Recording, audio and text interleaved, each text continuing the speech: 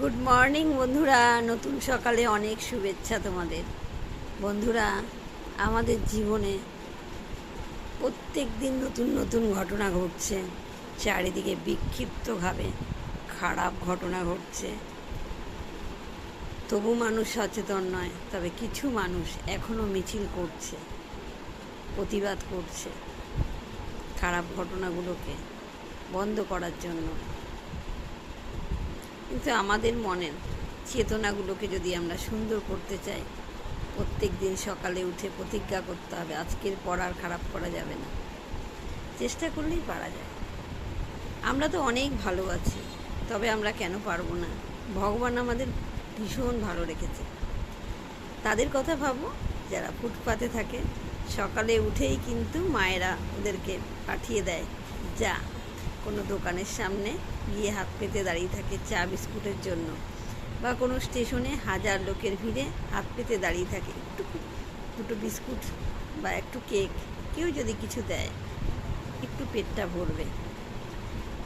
কেড়ে কুড়িয়ে খাওয়াই ওদের স্বভাব, কিচ্ছু করার নেই। ওদের ঘর নেই, বাড়ি নেই, খাবার নেই, কিচ্ছু নেই।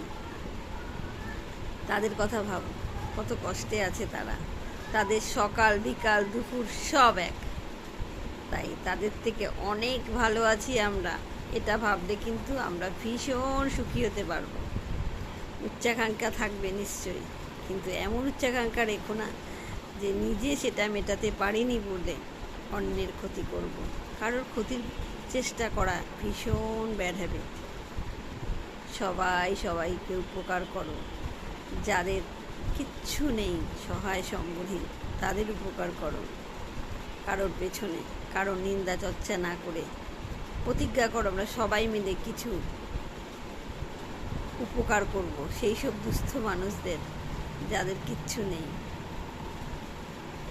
নিজের মনের কষ্টগুলোকে মানুষের মধ্যে বিলিয়ে দাও দানের মাধ্যমে।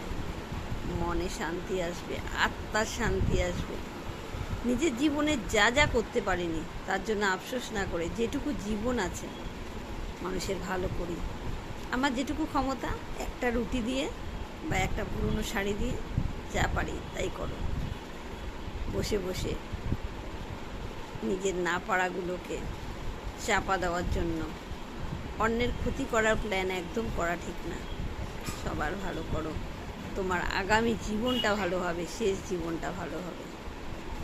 বাকিটা ওপরওয়ালা যা লিখে পাঠিয়েছে, পূর্বজন্মের পাপ, সেটা তো গ্রাস করবেই, কিছু করার নেই। তবে এ জীবনে যতদিন বাঁচবো যেটুকু পারি আমরা ভালো করার চেষ্টা করব, মন্দ একদম নয়। জয়রাম। সবাই ভালো থেকো।